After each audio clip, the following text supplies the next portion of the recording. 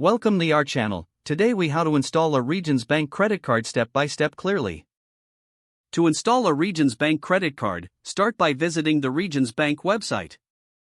Locate the credit cards section on the home page. Select the type of credit card you wish to apply for. Click the Apply Now button associated with your chosen credit card.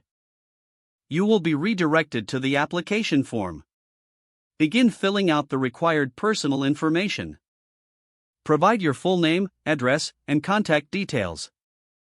Enter your social security number and date of birth. Complete your employment information by entering your job title and employer. Fill in your annual income and select your housing status. Review all information for accuracy before proceeding.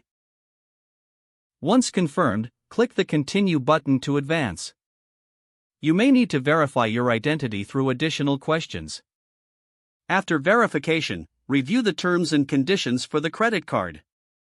If you agree, check the acknowledgement box and proceed. Submit your application by clicking the Submit button. Wait for a confirmation message regarding your application status. If approved, you will receive your credit card in the mail within a few days. Upon receiving your card, activate it by following the attached instructions. Now your Regions Bank credit card is ready for use.